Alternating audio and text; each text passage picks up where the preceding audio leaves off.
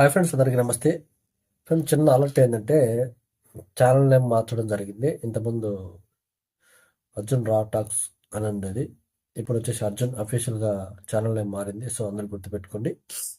ఇకపోతే వీడియో వచ్చేసి మీ అందరికీ తెలిసి ఉండొచ్చు ఆల్రెడీ. ఎందుకంటే ఇది ఒక దారుణమైన సంఘటన. ఇది జరగడం అయితే అయింది. సో దాని గురించి మనం మాట్లాడుకుందాం. అయితే ఒక తల్లి పనికెళ్తూ తన కూతుర్ని పక్కింటి వాళ్ళ దగ్గర వదిలేసి పోవడంతో జరిగినటువంటి సంఘటన ఇది. చాలా దారుణం. అదేంటనేది పూర్తిగా చూడండి, మీకు అర్థమవుతుంది.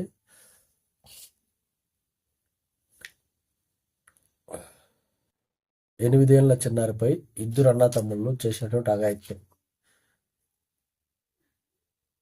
అసలు ఏం జరిగిందంటే, తల్లి ఉంటారు కదా పాపం, పేదవాళ్ళు ఉండొచ్చు, మధ్యతరగతి కుటుంబాలు, రోజు వారి కూలికి పోతే కానీ జరగని కుటుంబాలు ఎన్నో ఉంటాయి, మా అందరికీ తెలుసు. అలాంటి కుటుంబంలో ఒక తల్లి పనికెళ్తూ తన పాపని, 8 ఏళ్ల చిన్నారిని ఒక పక్కింట్లో తెలిసిన వాళ్ళ ఇంట్లో వదిలేసి పనికి వెళ్ళింది. వెళ్తే ఆ ఇంట్లో రోజు ఉన్నటువంటి ఇద్దరు అబ్బాయిలు, అన్నతమ్ముళ్ళు ఇద్దరు కలిసి రోజు అమ్మాయితో మాట్లాడుకోవడం అది ఇది మంచిగా సరదాగా ఉండేవాళ్ళు పాపతోటి. సో అదే సరదాగా ఈ అమ్మాయి కూడా ఉండేది. పాప అన్న అనే ఫీలింగ్లో అనుకున్నది పాప చిన్నారి, 8 ఏళ్ల పాప. ఈ పాపకి వీళ్ళు మాయమాటలు చెప్పేసి తీసుకెళ్ళి ఇద్దరు కలిసి అమ్మాయి పైన అఘాయిత్యం చేశారు ఇద్దరు. చూడు ఎంత దారుణం.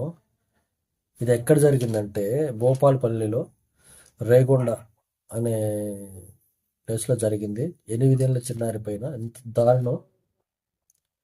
వీళ్ళిద్దరి పేర్లు వచ్చేసి చిలకూరి శ్రీకాంత్ 23 ఏళ్ళు, చిలకూరి గణేష్ 22 ఏళ్ళు. ఇద్దరు కలిసి అన్న తమ్ముడు కలిసి ఒక చిన్నారి పైన, ఏమీ తెలియని ఒక అమ్మాయి పైన దారుణంగా క్రూరంగా మానవ మృగాలు వీళ్ళు. చెప్పాలంటే జంతువులన్నా కొంచెం ప్రేమ చూపిస్తేమో అలాంటి మనుషులు రకంలో పుట్టి వీళ్ళు జంతువుల కన్నా హీనంగా ఒక చిన్న అమ్మాయి పైన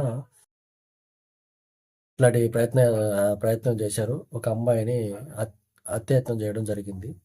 ఇలాంటి దారుణానికి ఒడికట్టారు. అంటే ఎంత బాధాకరం. ఒక అమ్మాయి ఎక్కడ బతకాలి, ఇంకా నాకు అర్థం కాదు. అరే ఆడదైతే సరిపోతుందా? ఆడైతే సాలునా అంటే ఆడైతే చాలు. ముసలి మొత్తక పెద్ద చిన్న యవ్వనస్తులు ఎవ్వరూ అవసరం లేదు. ఆడ అనే పేరింటే సరిపోతుంది. ఈ కామాంధులకి, కామ కోరికలు చెలరేగి క్రూర మృగాల కన్నా దారుణంగా ఒక వ్యక్తి పైన పడి వాళ్ళ కామవాంఛలు తీర్చుకోవడానికి ఒక ఆడ అనే పేరైతే సరిపోతుంది. వాళ్ళు ఎవరు, మన వల్ల, బయట వల్ల, పరాయి వల్ల, అసలు ఆడపిల్లల్ని ఇట్లా చేయొచ్చు అనే ఆలోచన ఎట్లా వచ్చిందని కూడా నాకు అర్థం కాదు. ఎందుకు అంత నాకు అర్థం కాదు. మీ ఇంట్లో కూడా అమ్మ, నాన్న, అక్క, చెల్లి అందరూ ఉంటారు కదా. అప్పుడు గుర్తురారా ఇలాంటి సంఘటనలు జరిగేటప్పుడు? వాళ్ళకు కూడా ఇట్లాంటి సిచ్యువేషన్ ఎదురైతే మీ పరిస్థితి ఏంటని ఆలోచించరా? ఈ ఈ అఘాతం జరిగిన తర్వాత ఆ పాప అరుస్తుంటే పక్కన వాళ్ళు వచ్చి రక్షించి ఆ పేరెంట్స్కి కాల్ చేసి చెప్పారంట, ఇట్లా సో మాది జరిగింది అనేసి వస్తే తీసుకెళ్ళి హాస్పిటల్లో జాయిన్ చేస్తే ఆ పాప ఆ బాధను తట్టుకోలేక భయంకరమైన నొప్పులతో, బాధతో ఏడుస్తుందంట. అంతేకాకుండా నడవలేని సిచ్యువేషన్లో కూడా ఉందంట హాస్పిటల్లో. అంటే ఎంత దారుణం చూడండి. 8 ఏళ్ళ చిన్నారి పైన నీకు ఎలాంటి ఆలోచన వచ్చింది? ఎందుకు వచ్చింది ఆలోచన? నీకు ఏం కలిగింది ఆలోచన రావడానికి? ఆ అమ్మాయిలో నీకు ఏం కనిపించింది? 8 ఏళ్ల చిన్నారిలో నీకు ఏం కనిపించింది? అంత కోరికలు కలగడానికి నీకు ఏం కనిపించింది? రోజు చూసే పాపనే, నువ్వు వెతుకునే పాపనే, ఆడుకునే పాపనే, నీ పక్కింట్లో ఉన్న పాపనే, నీకు ఎందుకు అలాంటి కోరికలు కలిగినాయంటే, నువ్వు ఒక అమ్మ అబ్బకు పుట్టుంటే నీలాంటి వాళ్ళకి ఇలాంటి కోరికలు కలిగి ఉండవు. నువ్వు ఒక జంతువుకి పుట్టిన మనుషులే ఉండొచ్చు మీరు, అందుకే ఇలాంటి కోరికలు కలిగి ఉండొచ్చు. బహుశా జంతువులు కూడా ఇంత దారుణంగా అయితే చేయవు. అంత దారుణంగా మనుషులు దిగజారిపోయి హీనస్థితికి పడిపోతున్నారు. మీ కోరికల కోసం పక్క వాళ్ళ జీవితాలను బలి చేసుకొని వాళ్ళ జీవితాలను నాశనం చేయడానికి మీలాంటి వాళ్ళు సమాజంలో తిరుగుతున్నారు. ఇలాంటి వాళ్ళకి పెద్ద శిక్షలు ఏమి ఉండవు. మనం తెలుసుకున్న మా గవర్నమెంట్ కూడా ఏం చేయలేదు పాపం. దాన్ని బ్లేమ్ చేసేది ఏముంది? ఆ చట్టంలో ఏదో ఒకటి ఉంటాయి, సెక్షన్లు ఉంటాయి. ఆ సెక్షన్ల ప్రకారం తీసుకెళ్తారు. ఫోక్స్ అంటారు, అదంటారు, ఇదంటారు, తీసుకెళ్తారు, పెడతారు. 2 రోజులు మంచిగా అయ్యా నాయన బుజ్జగిచ్చి వాళ్ళకి భోజనాలు పెట్టి మళ్ళీ ఒక కొద్ది రోజుల తర్వాత ఎప్పుడోసారి బయటకు వదులుతారు.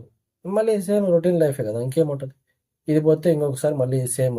వాళ్ళకి తెలుసు మేము ఏం చేసినా మమ్మల్ని ఏం చేయలేరు, కాబట్టి మేము ఏదైనా చేయొచ్చు, మమ్మల్ని ఎవరు కూడా ఏమి అనేసి వాళ్ళకి తెలుసు, కాబట్టి ఇట్లాంటివి చెలరేగుతున్నారు.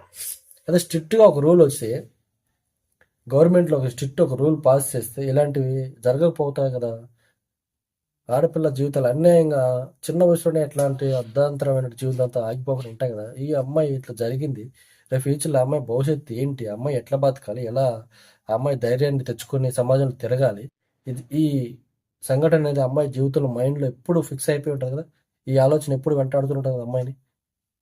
ఫ్యూచర్లో ఏదైనా సాధించగలిగే శక్తి, ధైర్యం, సామర్థ్యం అమ్మాయికి కలుగుతాయా?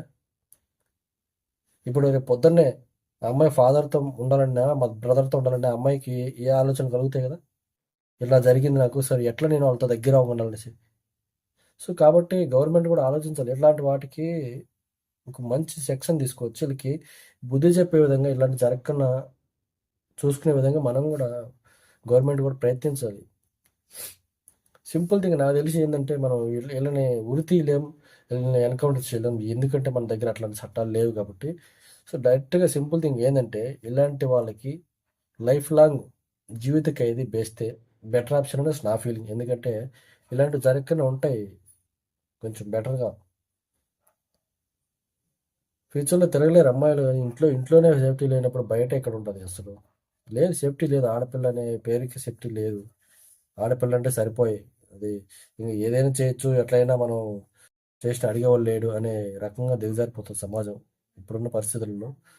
సో కాబట్టి నేను తల్లిదండ్రులకు చెప్తున్నాను, ఫస్ట్ థింగ్ ఏంటంటే, మీ పిల్లల్ని మీరు జాగ్రత్తగా తీసుకెళ్ళి, ఒకవేళ మీరు పనికి వెళ్తున్నారు అనుకోండి, మీతో పాటు ఒక నెత్తిన ఒక గుడ్డ కట్టి, ఒక చేతిలో క్యారేజ్ బాక్స్ పెట్టుకుని, ఒక వాటర్ బాటిల్ తీసుకెళ్ళి మీతో పాటు తీసుకెళ్ళి అక్కడ పెట్టుకోండి. ఒకరు కొద్ది కష్టమైనా సరే మీ కళ్ళ ముందర ఉంటారు ఈజీగా, మళ్ళీ వచ్చేటప్పుడు తీసుకురావచ్చు హ్యాపీగా కదా.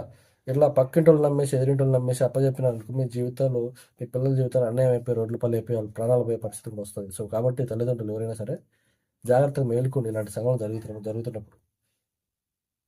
గుడ్డిగా నమ్మాల్సిన పని లేదు. ఇప్పుడున్న సిచ్యువేషన్లో అంత ఈజీ కాదు మనిషిని నమ్మడం అనేది. సో కాబట్టి జాగ్రత్త. ఇట్లాంటివి జరగకుండా ఉండాలంటే మీ పిల్లల్ని మీరే కాపాడుకోవాలి, ఎవరు వచ్చి కాపాడలేరు. ఓకేనా. సో తల్లిదండ్రులు ఇట్లాంటివి జరగకుండా మరి చూసుకోండి. మీ పిల్లలు భవిష్యత్తు మీ చేతుల్లోనే ఉంది. వాళ్ళకి తెలియదు పాపం, వాళ్ళు ఏం చెప్పినా నమ్మే వయసు వాళ్ళది. ఎవరైనా ఏం చెప్పినా సరే ఆ వయసులో వాళ్ళకి ఆ జీవితం అన్యాయం అయిపోకుండా కాపాడుకోవాల్సిన బాధ్యత మీ. ఇలాంటి జరగకుండా మీరు జాగ్రత్తగా చూసుకోవాల్సిందిగా నేను కోరుతున్నాను ఈ వీడియో ద్వారా. చాలా బాధాకరంగా ఉంది ఇట్లాంటి వీడియోస్ మనం చూసి చేయడం అనేది. కాకపోతే ఎందుకు చేస్తున్నాం అంటే, 10 మందికి తెలిస్తే ఇంకా జాగ్రత్త పడతారు, ఇట్లాంటివి జరగకుండా ఉంటాయనే ఉద్దేశంతో చేయడం జరుగుతుంది. సో అదనమాట వీడియో. వీడియో నచ్చితే లైక్ చేయండి, షేర్ చేయండి, సబ్స్క్రైబ్ చేసుకొని మీ ఫ్రెండ్స్కి కూడా ఫార్వర్డ్ చేయండి. నేను పెట్టే ప్రతి ఒక్క వీడియో మీ అందరికీ రావాలంటే బెల్ ఐకాన్ని ఆన్ చేసి పెట్టుకోండి. ఓకేనా.